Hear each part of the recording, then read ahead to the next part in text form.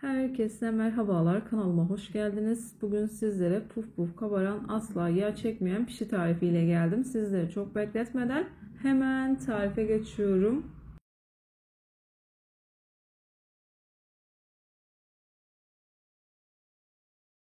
Tarifim için ilk olarak yoğurma kabına 5 bardak kadar un aldım. 1 paket instant maya, 1 tatlı kaşığı kadar tuzum var.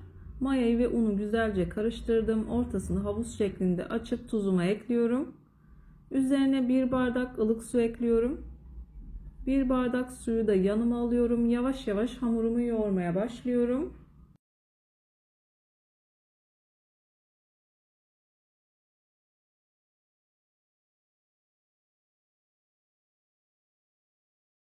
Suyu azar azar kontrollü bir şekilde eklemeye özen gösterin. Unun markasına ve kalitesine göre değişkenlik gösterebilir. Lütfen kontrollü ekleyin.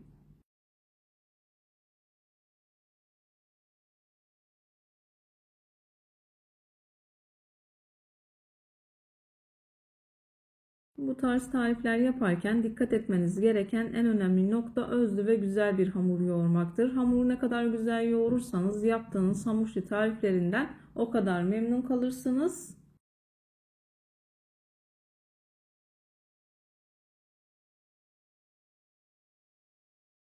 Bu hamur için toplamda 2,5 bardaktan biraz daha az su kullandım. Dediğim gibi unun markasına göre alacağı su miktarı değişebilir. Hamurumuzun oldukça yumuşak, ele yapışan kıvamda bir hamur olması gerekiyor.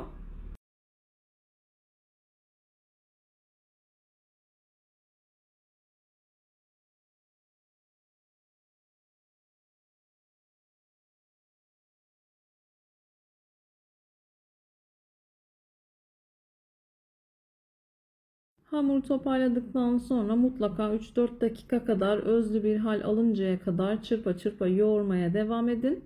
Hamur ne kadar güzel yoğurursanız yaptığınız hamur işi tariflerinden o kadar memnun kalırsınız.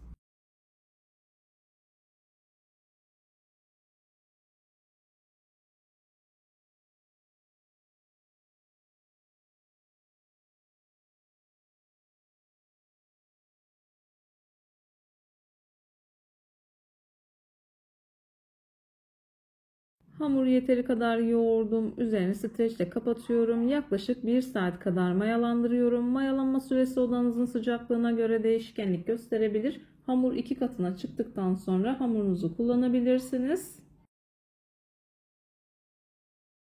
Yaklaşık 1 saat kadar mayalandırdım. Üzerindeki streçi çıkartıyorum. Mayalı bir hamur olduğu için ilk etapta hamurun havasını alıyorum. Toparladıktan sonra tezgaha alıyorum. Küçük parçalara ayırıp bezelerimi hazırlıyorum.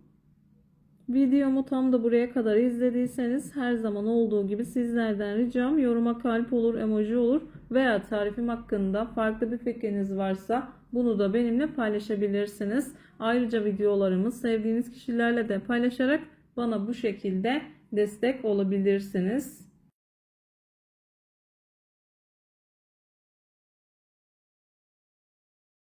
Hamuru toparladıktan sonra küçük parçalara ayırıp bezelerimi hazırlıyorum.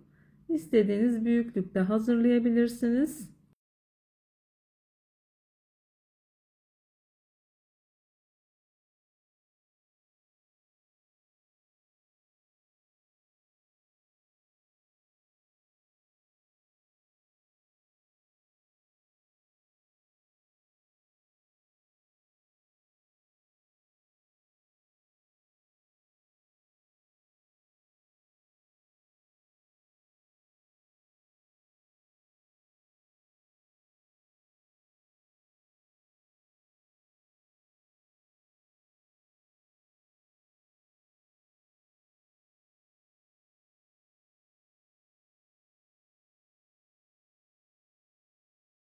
Bezeleri hazırladıktan sonra eğer vaktiniz varsa bir 10 dakika kadar dinlendirirseniz daha rahat bir şekilde açılacaktır.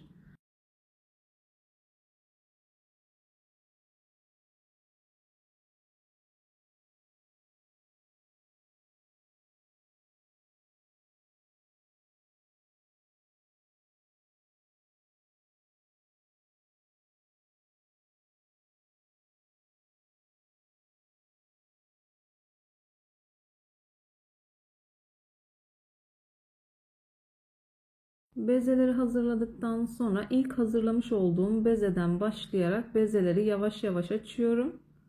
Çok fazla açmanıza gerek yok. Çay tabağından biraz daha büyük olacak şekilde açıyorum.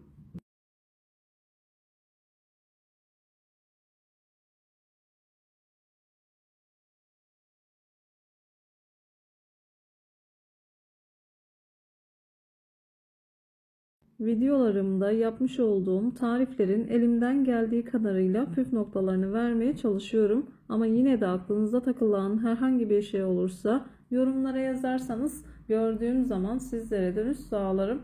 Yine aynı zamanda videonun altındaki açıklama kısmına malzeme listesini tam not olarak ekleyeceğim. Dilerseniz oradan da bakabilirsiniz.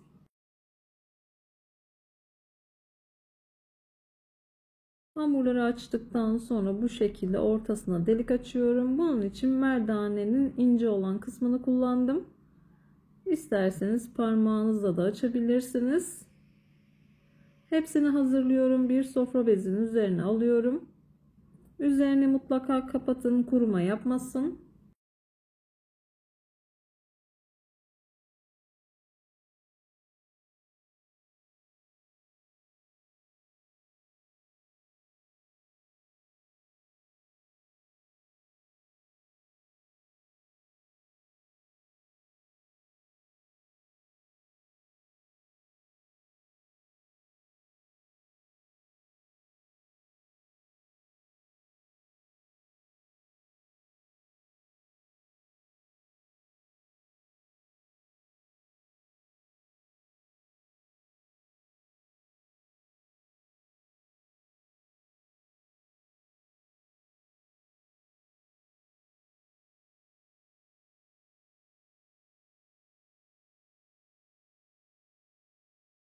Pişilerin hepsini hazırladım. Uygun bir tepsinin içerisine yeteri kadar yağ koyup iyice kızdırdım. İsterseniz tavada kullanabilirsiniz. İyice kızmış olmasına dikkat edin. Orta ateşte pişiriyorum. Yüksek ateşte pişirirse içerisinde hamur kalabilir. Kısık ateşte pişirirseniz de yağ çekebilir. O yüzden orta ateş en iyisi.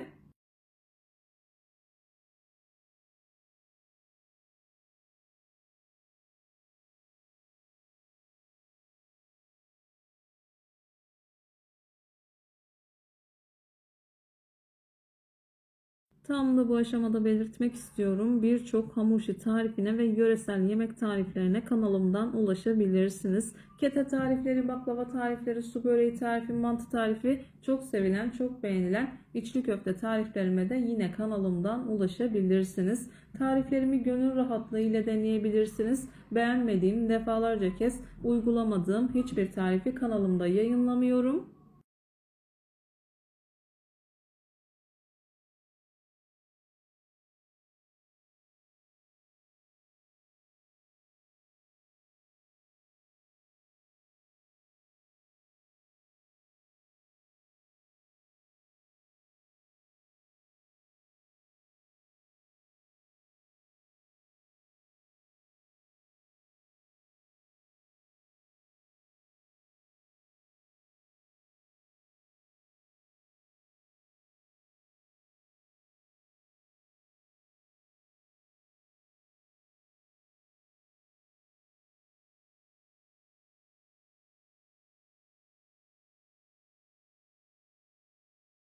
Pişilerimi kızartmaya devam ediyorum. İlerleyen dakikalarda sizler için doku testi yapacağım.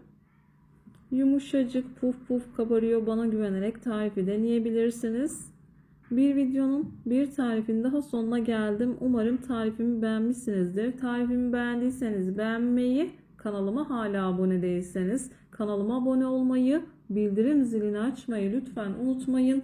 Kendinize ve sevdiklerinize çok iyi bakın. Başka bir tarifte, başka bir lezzette görüşmek üzere. Hoşça kalın. Allah'a emanet olun.